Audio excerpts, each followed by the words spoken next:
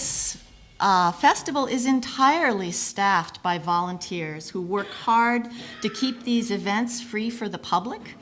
If you are so moved, please donate in the lovely lucite box at the back of the room.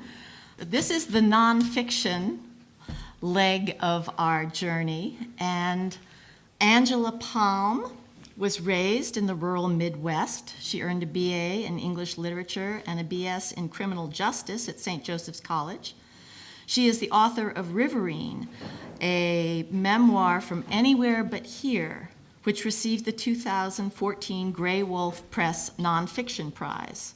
She's the editor of a book featuring work by Vermont writers called Please Do Not Remove, and has taught creative writing at Champlain College, New England Young Writers Conference, the Writers Barn, and the Renegade Writers Collective. She is the recipient of a Breadloaf Fellowship in Nonfiction. Of Riverine, a starred Kirkus review said, densely symbolic, unsentimental, and eloquent, Palm's book explores the connections between yearning, desire, and homecoming with subtlety and lucidity. The result is a narrative that maps the complex relationships that exist between individual identity and place, an intelligent, evocative, and richly textured memoir. This is why we read, to experience the pure joy of good writing. Please give a warm welcome to Angela Palm.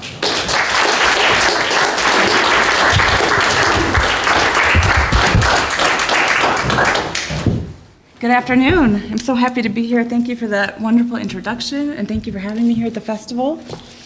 So this book does a lot of things. As Stephanie mentioned, it's about this relationship between our homes and our pasts and the land that we're connected to.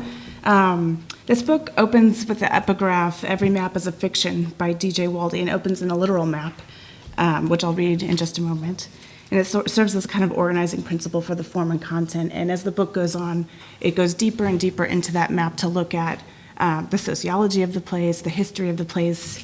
I grew up on what used to be Potawatomi land, and I sort of had this cultural knowledge that land had been essentially stolen from the Native Americans that had lived there before us. And that history was kind of always in my face because we used to dig up old artifacts, and I got to thinking about that, and I wanted to write about the violence of that place and my experience there. This is from Map of Home. I used to spend hours poring over the state road map, perplexed by the way towns and cities were annotated. Here was a small pink dot called Hebron, its name typed neatly in a little sans serif font. I moved my finger across light yellow paper, then across a wavy blue line until it touched the next pink dot. This one was called DeMott. This was where I lived, in the pink dot called DeMott in the map of Indiana. But our address was Hebron, not DeMott. Knowing little of governance and less of mapping, I rested my eyes curiously on the yellow paper. What was between the two pink dot towns? A vast patch of nothing? How could we reside in both towns, yet seemingly in neither at the same time? Where did one town start and the other end? Was there an unnamed part up for grabs? I wanted to conquer that yellow land and write myself all over it. This part, this swath of land right here, belonged to a girl. I obsessed about this empty space. I turned it round and round my head, mulling over its possibility. At school, I was learning about the laws of physics, a primary introduction to an invisible governance that was as old as time. I became aware of moving forward in time, bound by the laws of the universe. This, too, I obsessed about. It changed the way I saw everything around me, including Corey, the boy next door whose bedroom window faced mine. He moved mechanically, rhythmically through time and space. At 8 years old, I had imagined mapping myself onto his skin, clinging to the idea of a future between me and my 11-year-old friend that did not exist. I followed him closer than his own shadow. Little girl, second skin, he did not mind. The yellow space on the map was an isolated system where all the energy is contained and nothing gets out. I was well acquainted with the sensation of exterior isolation and interior energy, of the power in that juxtaposition. We lived many miles away from most of the kids I went to school with, and I lacked a true set of friends, our home far from the subdivisions where kids from school played together. Instead, I took to books and art, to sketching still life pictures with charcoal and singing loudly in the rain. And though I watched Corey in his window as if he were a television show, he was a real friend, materializing beyond the frame as hands that gripped mine and swung me in circles, as feet to kick a ball to, as ears to listen to me talk and sing, as proof that we existed beyond our windows. We lived on land that had once formed the bed of the Kankakee River and often flooded. Every few years, when the human-made part of the river swelled and reclaimed its old course, our home became an island. Periods of flood became epic adventures because our home was constructed where the river ought to have been, where it once had been. Floods gave us the opportunity to go back to a time when sustenance came from the land, as did fear and injury. We learned from our neighbors who were active Revolutionary War reenactors and rendezvousers how to suck the thin pink trills of grapevine when we were thirsty. We practiced spearing fish on gigantic carp, the mud-veined fish that seemed to rise up from the bloated overflow like Loch Ness monsters with the point of an arrow. Leaning over the edge of the canoe, we would look the mythical beasts right in the eye. Then, wham, we hit them straight through the spine, justifying their deaths by the fact that they were inedible. One day I asked my mother about the space between the pink dots. Look at the map, dot here, dot there, no middle. What was in the yellow? Could we go there and find out? My mother was a good sport, letting my child's mind discover these small curiosities according to its own will. We got into the car and drove past two houses. The first was Corey's. The second was a trailer that belonged to my Aunt Carlene. We turned right, past the river, the bar and restaurant that sat 15 feet from the actual riverbank. I would someday get a job there, a rite of passage in this neighborhood that I looked forward to. We then drove across the bridge that spanned the actual river, the mighty Kankakee, as we moved along the path I'd traced on the map with my finger, and then we stopped. We hadn't driven far at all. This is it, she said. This is the part between the two towns. Through the back window of our van, I could still see our house. On the other side of the newly constructed fence, smoke rose from a narrow pipe that stuck out of the top of Wild Bill's workshop, where he was undoubtedly tinkering with a metal forge, clanking red-hot iron with a small mallet, a tobacco pipe hanging from his lower lip, and a green beret set askew on top of his graying head. We thought he resembled a renegade Bilbo Baggins, the adopted uncle of all the neighborhood kids, reincarnated from our favorite story, from which he read to us in his cabin as we chewed homemade sourdough pretzels by the fire. Another trail of smoke seeped from the top of his teepee, which he lived in a few months of the year, though he had a perfectly functional house. From where I sat with my mother, I could also see Penny's rusted mailbox, felled and flattened by the side of the road, left there in protest against the man who'd run out on her, or as a reminder of him and how she would never take him back again. Brightly colored azaleas bloomed around its metal carcass, growing up and around its remaining parts, demanding that passers-by take note of its irony. A little farther in the distance, a blue tarp extended from the front of Earl's trailer, rigged up on steel poles staked into the ground. The trailer's door hung wide open. The laws of thermodynamics, I would learn, deal with the concept of entropy, a measure of a system's disorder and uncertainty. Entropy cannot decrease within any isolated system. It only shifts like all matter, changing shape and colliding with itself, diluting, diffusing, evaporating, and folding back onto itself. In our perfect history, junk particles from the Big Bang eventually become Lake Michigan, the Sahara, a field of tulips in Holland. What wonder is the order in disorder? What beauty, what certainty? When I sketched with charcoal, I anticipated the sensation of blurring the crisp black lines into something softer, more fluid and wet-washed. When I painted with watercolors, I most often favored textures that were salt-spattered or misted with water. I was engaged in an ongoing corruption of medium, and every undertaking was an exercise in thinning and thickening substances of expression until they were perfectly muddled. Here is the fringy edge where elements meet and realms mingle, where time and eternity spatter each other with foam, Annie Dillard writes in Wholly the Firm. Dillard has an intimate relationship with land that shifts, with water that rises around people who can only watch and try to understand what they're seeing. Fringe investigation was the science of my neighborhood and of my art. Along the banks of the Kankakee, where water met the land and foam blurred the line between solid and liquid states, Wild Bill lived in a teepee. But why, I wondered, and from that why, other whys flowed. Why did the ice cream truck driver look relieved when he shrugged his shoulders as he drove by? Why had the river been moved? Why had anyone built a whole neighborhood in an old riverbed that flooded half the time and stunk like rot and heat all the time? More importantly, why did they stay there? Why did some people seem a part of the land more than others, more entwined with it? Filled with this new view, I knew that I was neither sort, but instead some half-breed spawn of both worlds and alien to both, a bookish fisher girl who longed for the social opportunities of a cookie-cutter subdivision. When I looked more closely, I saw that Penny's mailbox might well have been blue at one time. One day, in the distant past, Penny and her man had bought a little house with a nice blue mailbox. They had planted flowers that emerged newly green from the soil each April. Once, hope had filled the empty valley of the river's bends. "You shouldn't look at it that way," my mother said, and drove the car a little further down the road. I looked back out the window at the river behind us, the river that over time would thrill me, claim me, disappoint me, and save me. It wasn't a wavy blue line like its cartographic representation, but brown with muddy water that ran quickly westward. It gave me the sense that the water was the only thing that would ever get out of this place, and it was in a hurry to do so. Decades later, I would find that it's in places like these that I'm truly comfortable. In the square half-inch of yellow paper between pink dots, the in-between here and there, where damp moss grows and people sometimes live in teepees, where a boy turns his bedroom light on and off to send an SOS signal across a patch of grass to a lone girl who sits on a rock with a book and cannot save anyone, where hologram children play forever and eat electric blue popsicles and never wash their hands and sometimes spear fish with arrows, where things stay a little bit broken.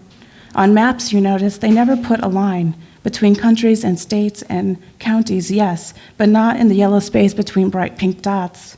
But sometimes the yellow is green, sometimes it is white, sometimes it is brown river water, rising above the flat line of the land to prop up the identity of a tiny village. When I came back to this spot 20 years later to see what had become of the riverbed, to see what ghosts would rise from its eroded banks, it was all still there.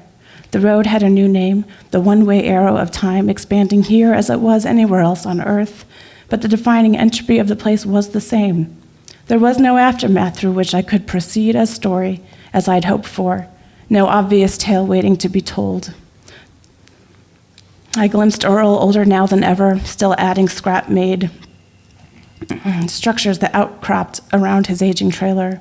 Corey's parents remained, though their little white dog was no longer yapping on the front steps, and Corey himself was in a prison hours away from the river.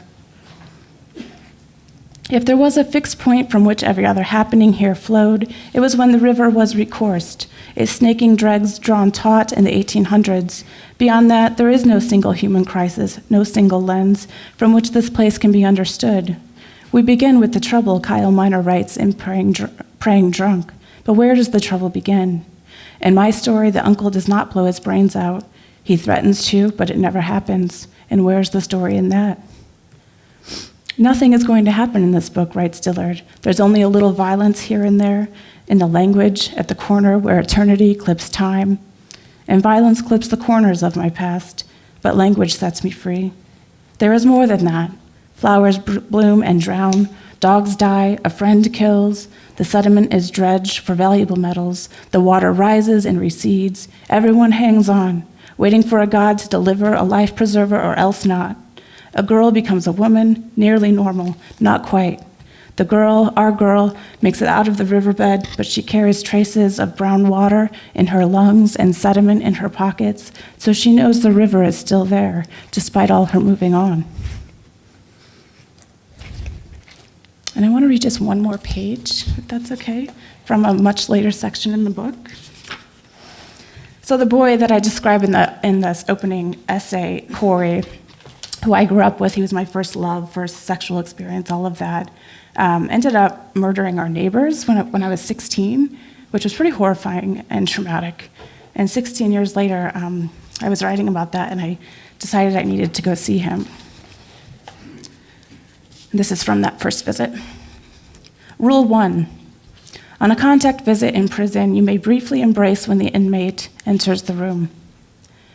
My fingers trembled and I clenched my teeth together, wishing I could wear my nighttime mouthguard all day. I carried stress in my jaw beyond sleep. If no rest came from sleeping, then how to face a day? Brief epiphanies began to creep in as I eyed the vending machines across the room. $1,000 mouth guard to prevent headaches, what a luxury. Shower curtains, couches. What would it be like to never shower with privacy, never to sit down on a soft surface?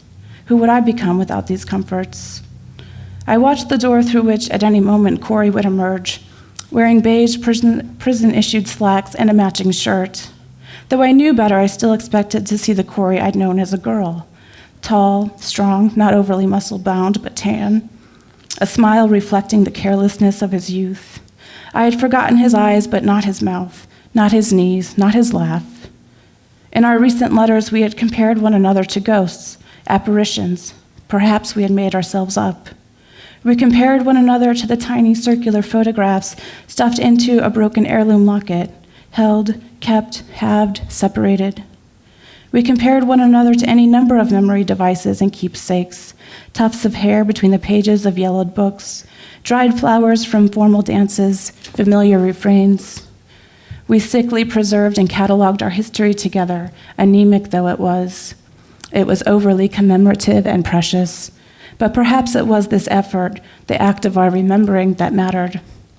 When he did appear at last, I was startled. He was a mountain of a man, solid and soaring as he walked toward me. In a word, gorgeous. I wondered if I passed muster. In one letter, he told me he had saved the picture I sent him of me at 18, a freshman in college, thin, blonde, a too eager smile, still looking very much like the girl he had known. He cracked a wide smile at me and scooped me up into a long hug, releasing me a moment before the guards would insist we part, as if he knew exactly how much he could get away with in the visiting room, and by now he probably did. At this point, he'd been in prison longer than he'd been out, at 36. We settled into our chairs at table 7, and I reached across the tabletop to hold his hands. The opportunity for human touch was the only thing I could offer him now, and I used it to try to bridge the gap of years that had separated us. Wow, we said over and over. Holy shit, we said, as if we'd expected to see our 14-year-old selves instead of adults. As we settled into our chairs, I thought through the list of questions I wanted to ask him. When was the last time you sat beneath the stars? Do you ever cry? How is it that you got here exactly? We had been writing letters to each other for almost 2 months this time, the third time since he'd gone to prison, but we had carefully avoided the tougher conversations that had previously caused us to fall out of touch. We avoided talking about my love and his choices, about the butterfly effect or do-overs. We had miraculously managed to keep the details of his transgressions gestating in the background of our letters, like unhatched chicks awaiting a birth date. But they were coming. There were things I needed to know, and the only way out was to break straight through the white, open my eyes, and inhale. I couldn't imagine my friend a killer. Even the word felt wrong in my mouth. Thank you.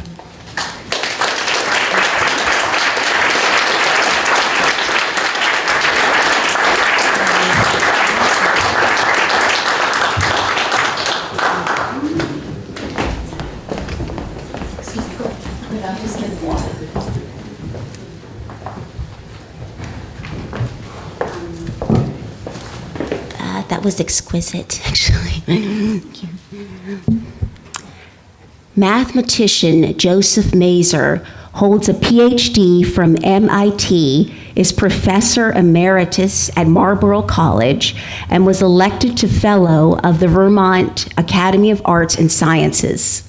His articles have appeared in numerous publications, including the New York Times, The Guardian, Nature, The Wall Street Journal, Slate, and Science. He is the recipient of many fellowships, including a Guggenheim, a Bogliasco Foundation residency, and the Rockefeller Foundations Bellagio Center residency, where in 2008 I met Joe and his wife Jennifer and began a lifelong friendship. Joe's books have been translated into more than a dozen languages. 2 were selected to be Choice Magazine Outstanding Academic Titles of the Year: The Motion Paradox, the 2,500-year-old puzzle behind all the mysteries of time and space, and Euclid in the Rainforest, Discovering Universal Truth in Mathematics, which was also a finalist for the Penn Martha Albrand Award. Other works include What's Luck Got to Do with It? The History, Mathematics, and Psychology Behind the Gambler's Illusion, Enlightening Symbols, A Short History of Mathematical Notation and Its Hidden Powers, and most recently, Fluke, The Math and Myth of Coincidence. The Wall Street Journal characterized Fluke as always entertaining and frequently insightful, never less than thought-provoking. Booklist reported, like John Allen Paulos in Enumeracy, mathematician Mazur takes what could be difficult, abstruse subjects, probability and statistics, and makes them entertaining, an ideal book for the lay reader who is curious about the nature of coincidence.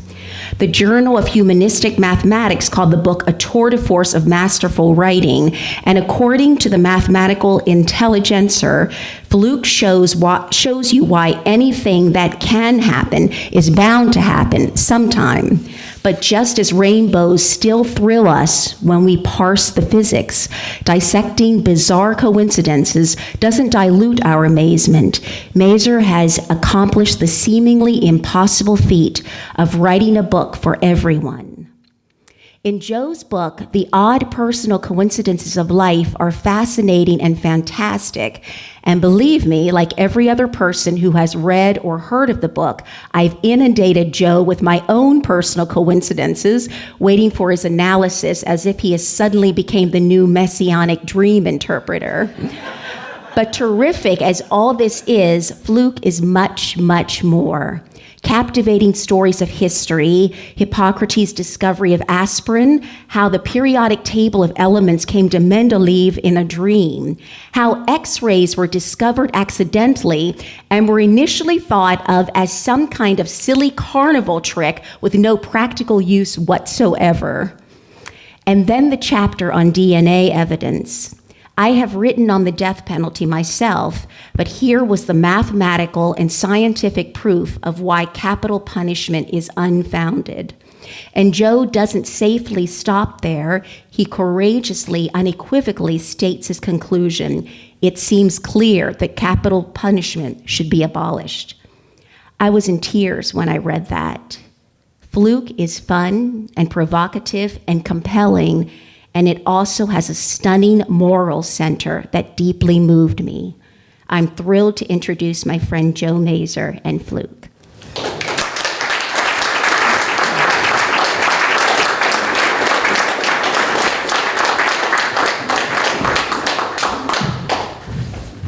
Oh, it's just so wonderful to be here. It's really wonderful to hear that, it's to have some friend of yours give you an introduction that you learn so much about yourself. And this is so great. Also, to be here speaking right after one of my favorite poets, Tim Mayo, and just before what is becoming one of my favorite short story writers, Robin MacArthur. Robin is going to be the Bonnie Jo Campbell of Vermont very soon, I think. But here I am, and I'm supposed to be talking about Fluke, this book. It's a book about coincidences, as Kia just told you. But I should tell you a little bit before I read, and I'm told that I'm supposed to read, so I am going to read a little bit. I'm going to tell you that you have to know something about the definition of coincidences to know what this book is really about. The definition that I use, and I'm a mathematician, so I'm very much concerned about making sure a definition is very tight, but the definition here is a collision of events that happen in time and space, but there are two ingredients that those collisions have to have. One is that it has to have a surprise. It has to be quite surprising. And the second is that there must be no apparent cause. So that's the trick there, no apparent cause. Now, of course, everything has a cause. So everything has a cause, but you may not know what that cause is. But somebody may know. Somebody may know what that cause is. For example, a rainbow might be very coincidental because it comes at a certain time in a certain event, but we know what the cause of a rainbow is. So it's the question of how does the rainbow's cause actually interfere with the cause of the coincidence itself? So that's what you have to know about the definition of coincidence. It's really quite strict. The next thing is what the book actually tries to do. It tries to tell you that coincidences are not as rare as you think they are. Now, I don't want to tell it so that it's a damper on your ideas about what coincidence stories should be, because I love coincidence stories. And as Kiyo just said, I am the repository of coincidence stories. Lately, I've collected over 500 of them, and I haven't collected them. They've just bombarded me. And I feel as if I'm the sorcerer's apprentice of coincidence stories. Every time I analyze one, I get 6 more to be analyzed. So the question really is, how does this book, what do we get out of this book? And the idea here is, since I'm a mathematician, how do you analyze coincidence stories? There's an infinity of them. And so as a mathematician, what I do is I categorize. I categorize the stories into different categories. And then for each category, I pick a representative story. There's one story that represents a whole category of stories. And with that story, I tell the story, and then I analyze that story, and I figured, well, if I get somewhat close to the odds of the story, then I will know something about the odds of that whole category of stories. In other words, any story in the category will have roughly the same kind of odds. Now, some people read this book, and they misinterpret what I'm trying to do. And what I'm trying to do is not mathematize the stories. I'm not putting serious numbers onto these stories. I'm framing the categories in a hierarchy so that you know that some stories are more surprising than others. So, for example, the typical story is you meet your friend, somebody who you know perhaps from your life, and you find this friend in Mumbai, let's say. You're walking across a street and you see a friend you know from your neighborhood. The idea here is that's a category of story. In other words, it's one of the typical stories. I mean, if I were to put a percentage of the number of stories that actually are in that category, I would say something in the neighborhood of about 85-90%. 90% of those stories are of that kind of story. And then you get these really, really odd stories. I'll just tell you one that I got just the other day, which was, I'll try to be brief because I'm supposed to read, right? Okay, so this is one that I just got the other day.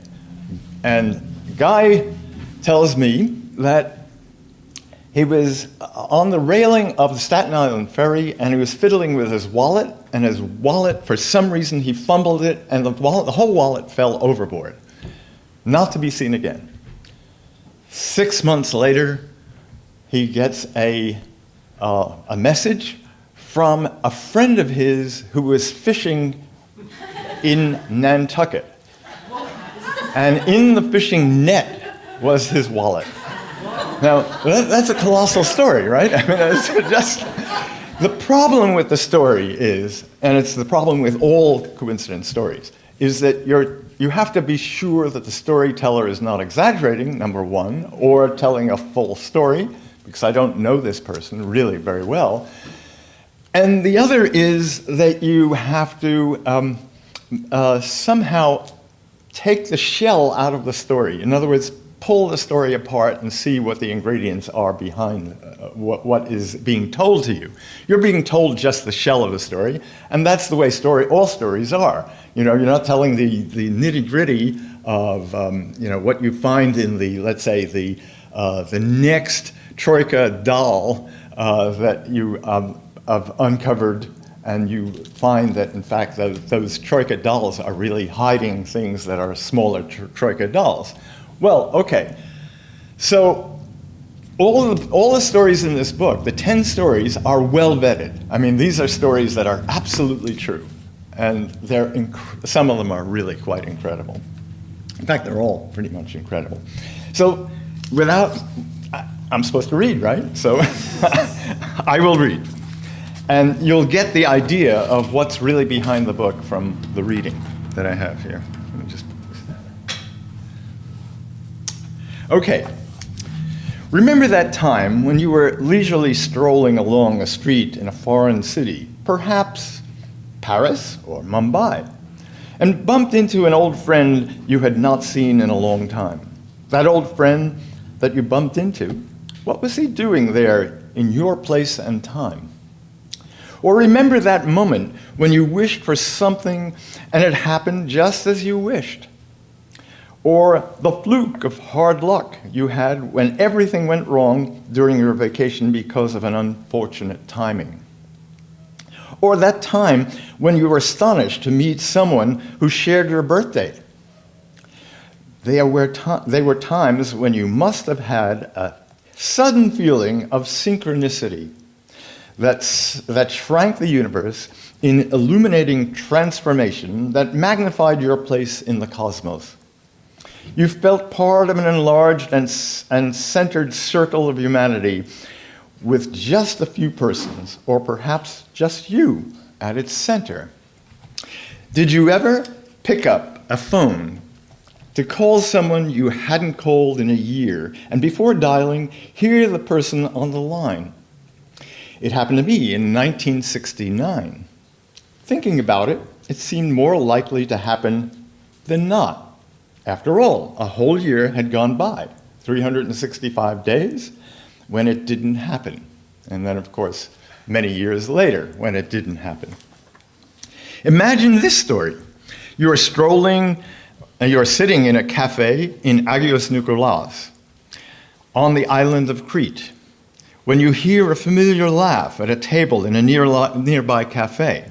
You turn to look at the person, a man. You cannot believe that he is your own brother. But there he is, unmistakably, your own brother. He turns toward you, and he is as surprised as you. It happened to me in 1968.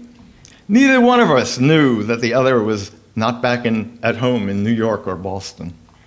Or imagine this. You are browsing used books in a bookstore far from home when you come across a book you remember from your childhood. You open it and find your own inscription.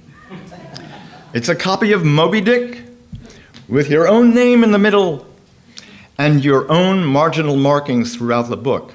It was a book you had in college. It happened to a friend who told me that he was browsing the shelves of a used bookstore in Dubuque, Iowa, a city he had never been to before. In 1976, my wife, my two children, and I had been touring Scotland when on one snowy day, our Vauxhall car broke down in a small town in Pennacook. A mechanic at the only garage in town told us that the problem was our alternator and that it would be 3 days before he could replace it. We headed to the nearest pub, hoping to spend the night. The publican was a man of few words. But when we told him that we were from America, he livened up to proudly say, "Oh, next week we will have someone from America coming to sing. You probably know her." I don't know her name, but there is a poster downstairs. And he brought us down to see the poster. and he's brought us to a large poster announcing a Stovies Night, a concert by Margaret MacArthur. Margaret MacArthur, my wife and I exclaimed simultaneously. She's our neighbor. We know her very well. The publican nodded with a blank countenance and muttered, "Thought you would." America is a small country. There are moments when we are struck by magnificent coincidences. They are the foci of nature's web of associations because, especially in the solitude of this digital age, we want to fit into the intimidating world with a sense of self, an identity, a purpose, and a feeling that some parts of our lives have destinies. Daunted by the chilling vastness of the forever expanding universe in an endless space and time, it is reassuring to know that we are more connected than we think, or that the universe lines up for us. With any coincidence story is the question of whether there is something in the universe that perturbed time and place enough to trigger the coincidence and conceal its cause. Some people have questioned whether there are metaphysical connections. Some say there is a oneness in the universe, an energy that we cannot be aware of, a force that changes our patterns of behavior, a knowing something that we do not know. Causality is the Western way of interpreting the meaning of events. 19th century Western causality had a strict classical physics view that the laws of nature governed the movement and interaction of all observable objects. It is the variables of the present state that are precisely known.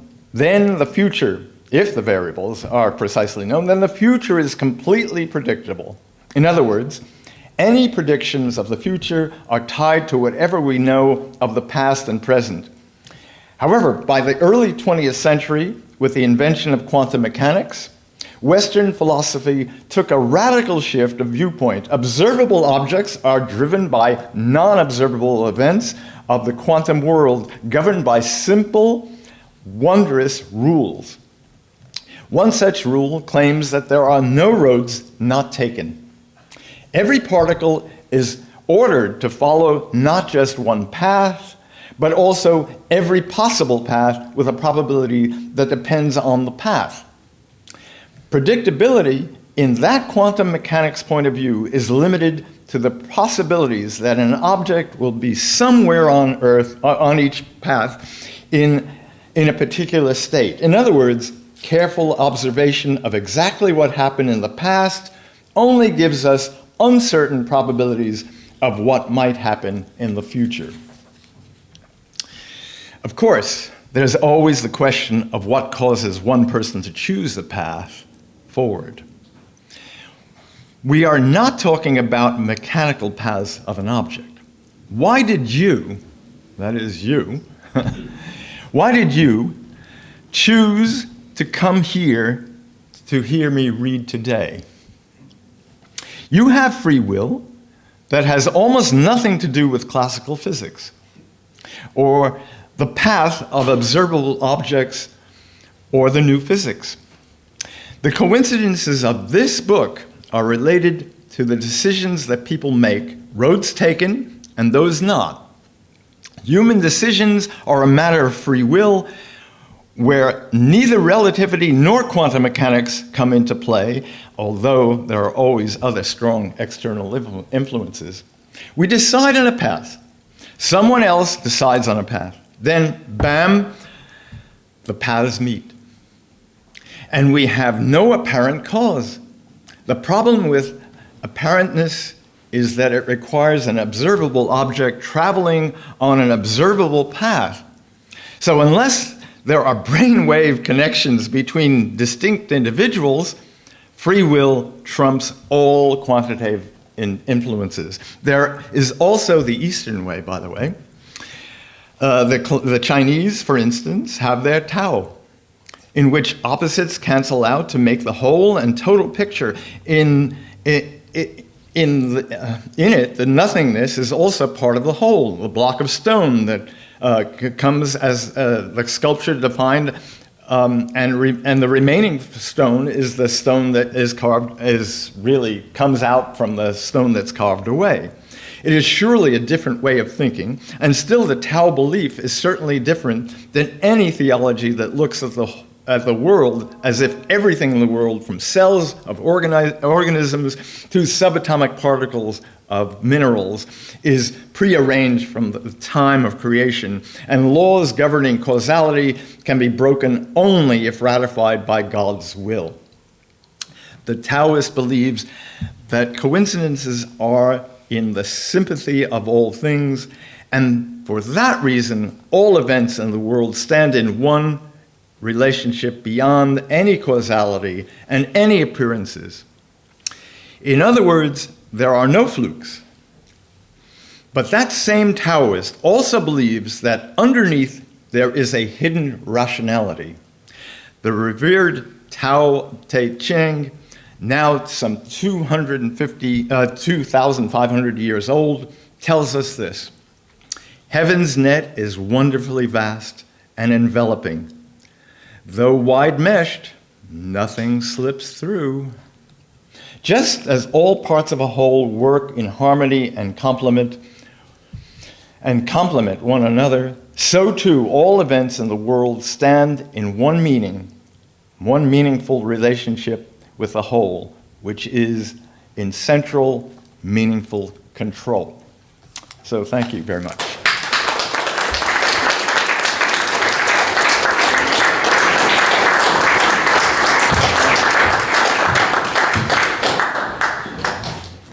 You've expanded my mind. Thank you.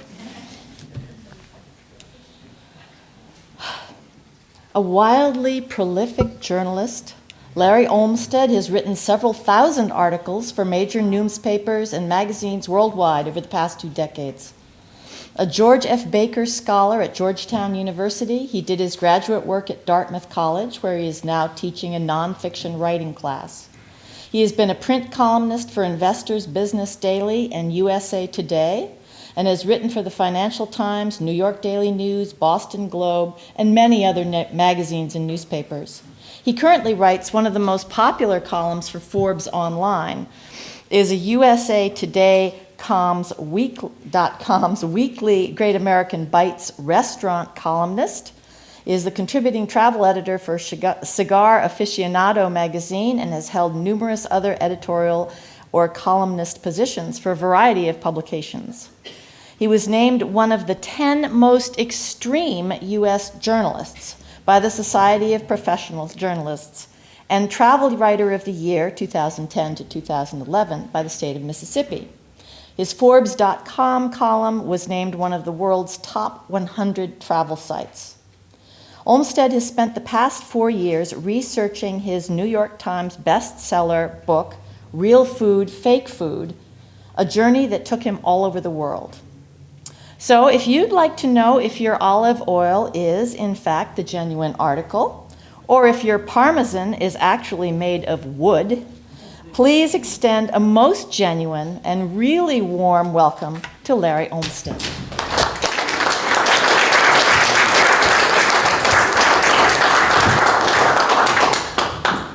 Thank you all for coming, and special thanks to all the volunteers associated with the festival. So I do not have a copy of my book here because I asked for advance permission to not read.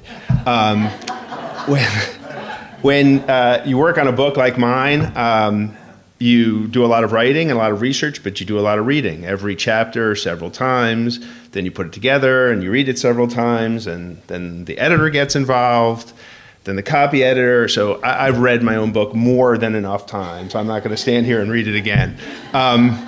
So instead of reading you what's in the book, I'd like to tell you how the stuff got in the book, which I think is just as interesting. Plus, hopefully, you'll read it yourself. I've been writing on food and travel topics for over 20 years, And when I travel, I make it a point to try to eat the things that the people eat where I go. So I live in Vermont, but if I didn't, I would come here and have blueberry pancakes and maple syrup and apple pie with cheddar cheese and some hard cider and things like that. So I do that basically wherever I go in the world. And I had a few instances where I would go and have something, be moved by it, come home, maybe try to make it or try to eat it, and be disappointed. And this is an experience I find is almost universal with people who go to Italy. They come back and they say, even the simplest red sauce and pasta tastes so much better than it does here. Why is that? And for many years I did not know. And now, unfortunately, I know the reason is that the tomatoes, the cheese, the oil, a lot of the things we use are fake. So it's not going to taste as good. But the really pivotal experience I had in this regard was I went to Japan, where I've been a few times, and I tried Kobe beef, which is the world's most famous red meat, sort of the Rolls Royce of steak. It's not only does it taste very, very different than, and I'm definitely not a vegan, so I've had a fair amount of steak around the world. Tastes much different, but it also looks much different. You just look at this steak before it's cooked, and it doesn't look anything like the steak we're used to. So I came back, and this was about 5 years ago, and I would see Kobe beef on restaurant menus as I traveled around the United States, and a couple of times I had it, and again, I kept saying, yeah, it doesn't taste or look anything like I remember. So one day I decided to look more into this, and I discovered that the importation of Japanese beef was banned in this country by the USDA, completely, 100% in every form. So hundreds of restaurants across the country selling everything from Kobe burgers and Kobe sliders to $350 steaks, lying. None of it Kobe, 100% scam. So I wrote an article about this for Forbes, and the response was overwhelming, to say the least. I mean, I've written somewhere north of 6,000 magazine and newspaper articles, and none have ever elicited this kind of response. Comments, online, 1.3 million people read this story, which is a lot for an online article. Continue to read it 4 years later, and they're just as pissed off. But when I saw that, my take on this was, this really doesn't matter that much, because it's not like we're going down to the, Hannaford's and trying to buy Kobe beef for our families. It's a 1/10 of a 1%er dish. But people were really upset that they had been so blatantly defrauded in a country where people think labeling is sort of a religion, when you look at drug ads and things. So I thought to myself, well, what if it's not just Kobe beef? What if there are some other things? And I started to look into it, and 4 years later, we have this book. And it is a lot of other things. It's not just Kobe beef, it's staples, it's juice, it's coffee, it's honey, it's a $50 billion a year industry in fake and adulterated foods. And it's a big, big issue. And I'll give you an example. Seafood is probably the single worst category. I have a chapter on it in the book. And it's not because the people in the seafood industry are intrinsically more evil than the people in the beef industry or the pork industry. It's just that seafood is very convoluted. We go and we buy chicken, and you might choose to buy an organic chicken or try to buy a naturally raised chicken, though that's its own can of worms. But you know what? It's chicken, right? They can't sell you a pork chop and tell you it's a chicken wing. You're not going to fall for that. But in seafood, you will fall for that, because there's about 500 commercially consumed species available in the United States. Most of us don't know what any of them look like, especially once they're processed. And most of us do buy our fish processed. You buy a fillet of fish or a steak rather than a whole fish in most cases. And white fish, which is to say most fish, looks pretty much exactly the same once it's filleted. So you get these incidents where you go into a restaurant and you order red snapper, which is a prized, delicious fish, always wild caught, one of the most expensive fish you can buy per pound. And between 90 and 94% of the time, you're not going to get red snapper in a restaurant. You're going to get something like tilapia or a farmed Asian catfish. And that's sort of the high end of the spectrum, but Across the country, at both retail and in restaurants, a third of our seafood is illegally mislabeled. That's a pretty substantial chunk. Sushi restaurants in New York City, it's close to 100%. Really, one major study, they couldn't find one restaurant that could pass. And just this week, Inside Edition did a report on this, and there's been a lot of reports on the seafood topic, and it's so bad that in 2014, President Obama declared a presidential task force to combat seafood fraud, and some of their recommendations are starting to take effect right now. But in this Inside Edition report, they focused on grouper, which, like red snapper, like cod, is a frequently knocked off high-value fish. And they found that in, I think, about a third of the restaurants they visited, and they focused on Atlanta, the grouper was swai, which is a Cambodian farm-raised catfish. And I know people who would go down to the store and try to buy grouper or try to buy catfish.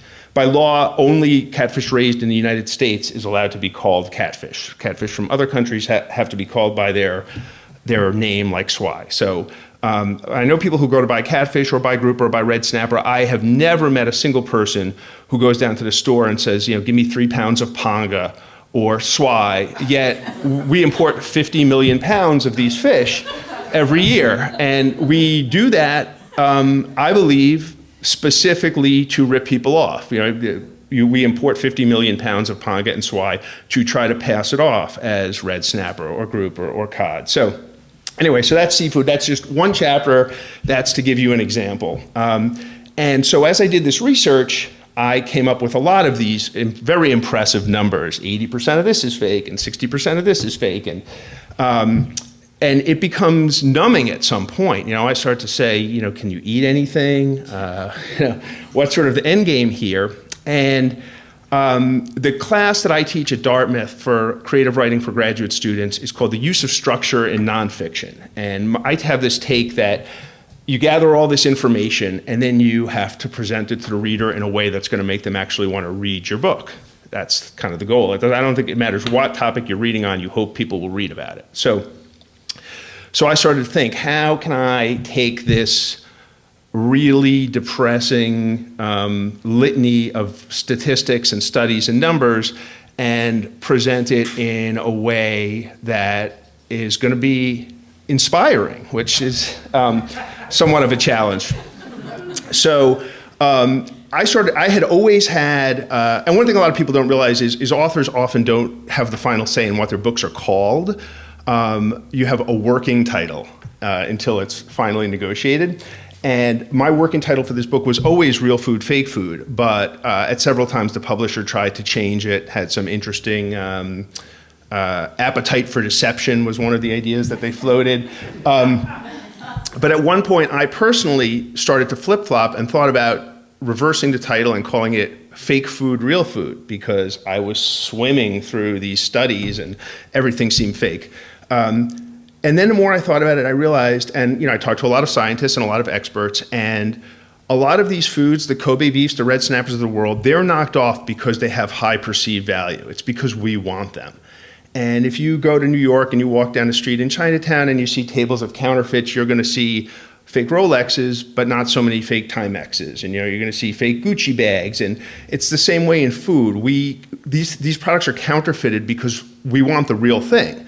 And that's when it dawned on me, sort of, the real thing is the important thing here. The counterfeits only exist because we love the real things. And I got started on it because of how much I like the Kobe beef. And similarly with Italy, I had been to Parma a number of times, which is sort of the quality food production epicenter of the world. And so I started to think of it in that light, and I decided to structure the book around the real food. And it's a pretty simple formula. Every chapter basically opens with me taking the reader on a journey into how some food is produced, the people who produce it, why it's so wonderful. I came at it from mainly a flavor perspective because I write about food, but the happy synergy here is that these foods that are well made, that taste good, are almost always better for you as well. So there's sort of a health element to it. And I start in Parma, in Italy, which is famous for several products, most notably Parmigiano Reggiano, the king of cheese, which we call Parmesan in English, which is named that because it comes from Parma, and Prosciutto di Parma, prosciutto of Parma, which comes from Parma. And these products both have around 800 years of artisan tradition in Parma, and Parma evolved into such a food capital that Parmalat, which is the largest Italian food company, is based there. Barilla Pasta, which is the largest pasta maker in the world, is based there. And everything in the city of Parma revolves around the production of food. If you're a lawyer working on food. If you're a banker, you're financing farms. And it's really, we're a little spoiled living in Vermont compared to the rest of the United States, but it's sort of a microcosm of how I think the food production system should be. Every neighbor is sort of mutually independent or dependent on one another, and the leftover whey from the cheese-making process is what they feed to the pigs, which is why prosciutto di Parma tastes so good. So nothing is wasted. It's just a really beautiful circle of life there. So that's what I opened the book with, and that's the sort of thing you're going to see in my book is why these foods. And I've had a number of people say, oh, I can't wait to go to Parma, or I can't wait to go eat Parmigiano Reggiano after I read your book. And that was sort of my goal, because when I do TV and radio interviews, everybody's like, what? Is 90% of red snapper really fake? Yes, it is. And they want this sort of 2-minute soundbite about the horrors of the food system. But the good news is the book is designed to actually make you hungry and not to ruin your appetite. And then to arm you with the knowledge you need to eat real food and avoid fake food. And at the end of every chapter, I give specific tips about that subject, whether it's olive oil or cheese or seafood or beef, on how to buy the real thing and how to avoid getting ripped off. And my approach has proved popular. So thank you very much.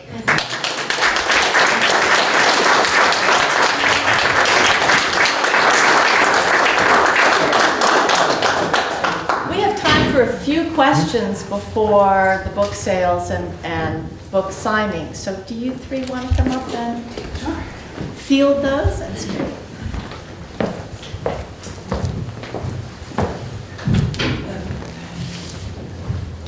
Yeah. Yes, you with the hat. Hi. I have a question about coincidences.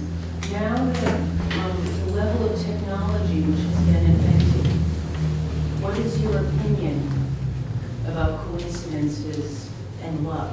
To me, it's almost eliminated, coincidence and luck, because of the level of surveillance technology. Yeah, as I mentioned, the world is very large. The idea is that the world is large, but we are much, much more mobile today than we were, let's say, when our grandparents were alive. And what happens is that our mobility and our movement has brought more of those kinds of events to collide as well. So we're in a situation now when we're traveling much more than we did 40 years ago, much, much more. And so we're seeing more of those kinds of meetings in strange places. The other thing to keep in mind is that the technology, the technology might make it a little less surprising, I think, because everybody has a cell phone. We know where people are. So that may make it a little surprising, but it doesn't destroy the coincidences themselves, in my view. The one thing that you should keep in mind is that you think that your acquaintance catalog, the people who are in your acquaintance address book, let's call it, metaphorically, so your neighborhood and the people you know, is a large number. But it turns out to be a very large number, and the actual address book, your actual address book, is only less than 1% of all the acquaintances that you feel very close to, in fact.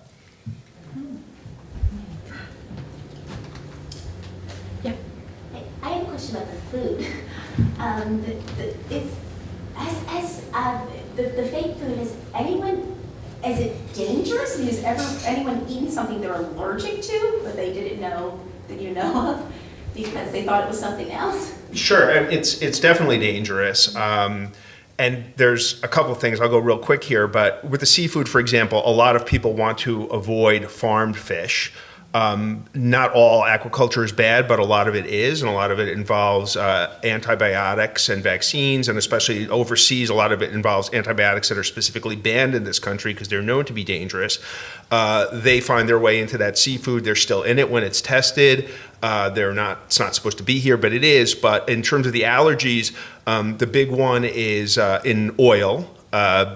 In April, the Congress ordered the FDA to start testing imported extra virgin olive oil because it has such a history of adulteration and dilution, specifically with cheaper seed oils like peanut oil and soy oil, which people have severe allergies to. Yes? Yes? There are certain people that say there are no coincidences. No, nothing is a coincidence. That it doesn't exist, that it was meant to be. Well, in one sense, that's true because there's always a cause to everything.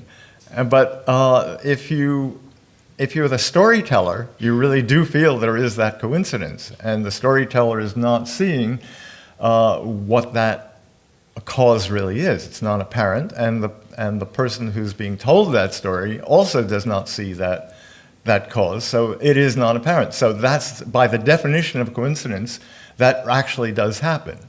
Now, what you're suggesting, I think, is that these things are fated to be in some way, or that there is something that is more synchronistic about the universe that is lining things up, and it's not really a coincidence because they're all meant to be in some way.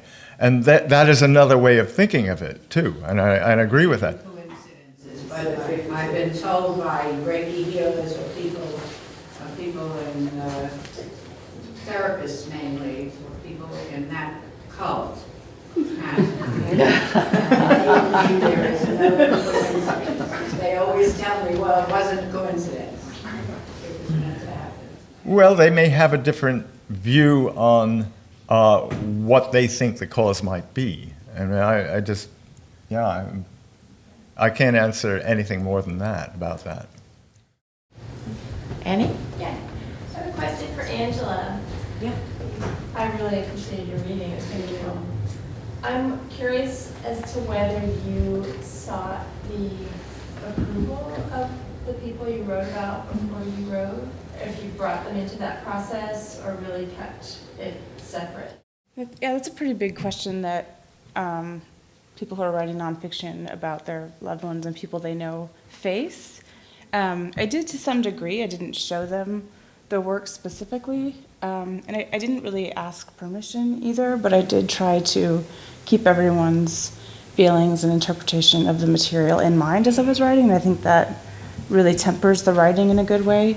Some people go to different lengths to ensure that their readers or the people that are in the book are really comfortable with writing in a certain way that I do not and did not. Yeah.